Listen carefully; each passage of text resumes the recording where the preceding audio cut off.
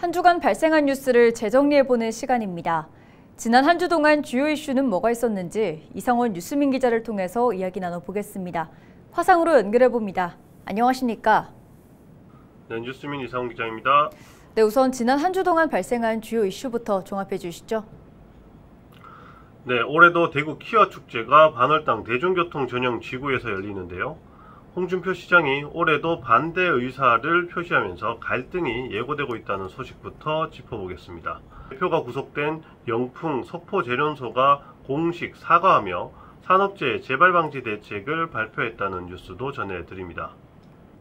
네, 우선 대구 키어 축제 소식부터 살펴보겠습니다. 조직위원회가 올해 키어 축제 개최 계획을 최근 발표했죠. 네, 제16회 대구 퀴어 문화축제가 오는 28일 반월당 인근 대중교통 전용 지구에서 열립니다. 퀴어 축제는 11회 축제부터 같은 장소에서 개최되고 있는데요. 네. 대구 퀴어 축제 조직위원회는 지난 3일 축제 예정 장소 인근에서 기자회견을 열고 축제 계획을 공개했습니다. 조직위는 지난해 축제 당시 집회 개최를 보장하려는 경찰과 집회를 막으려는 대구시 사이에서의 충돌 사례를 언급하며 대구시를 향해 평화로운 집회 개최를 위해 협조해달라고 호소했습니다. 이들은 반인권적이고 반헌법적인 국가폭력을 넘는다는 의미로 꺾이지 않는 퍼레이드를 슬로건으로 정했는데요. 홍 시장이 행정 대집행 등의 방법으로 집회 시위의 자유를 침해하려 하더라도 굴하지 않겠다는 의미라고 합니다. 네, 지난해 축제 당시엔 홍준표 시장이 직접 축제 현장에 나가서 행정 대집행을 하려는 모습을 보이면서 이게 갈등이 크게 촉발되기도 했는데요. 올해도 같은 상황이 벌어질까요?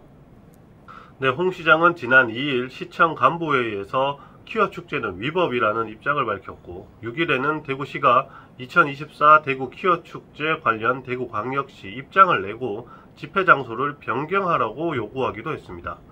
지난해 축제 현장에 나서 행정 대집행을 하려던 것이 법원으로부터 위법한 일이라고 판정됐고 대구시가 조직위원회에 약 700만 원을 배상해야 하는 상황이 초래됐지만 같은 태도를 이어간 것입니다. 올해는 경찰도 축제에 협조적이지 않은 모습을 보이기도 해서 갈등은 더 커질 전망입니다. 지난 4일 경찰은 조직위원회에 집회 개최 전 집회 제한 통고를 내려 조직위에 반발을 사고 있습니다. 사업장 내에서 사망사고가 발생하면서 대표가 구속 수감된 영풍 석포제련소가 공식 사과하고 재발방지 대책을 내놓았죠.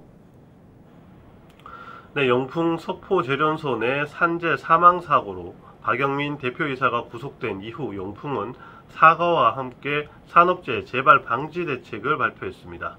지난 4일 영풍은 임직원 명의 사과문을 내고 사업장 안전보건관리 시스템 쇄신에 나선다는 계획을 공개했습니다.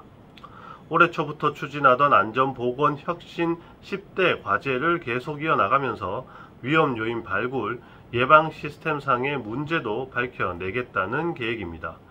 영풍은 사업장의 위험 요인을 발굴하고 예방하는 시스템에 어떤 문제가 있었는지 철저히 밝혀내고 확실하게 바로 잡을 것이라면서 수사에 성실히 협조하고 지역 경제와 국가 산업 보호에도 만전을 기하겠다고 밝혔습니다.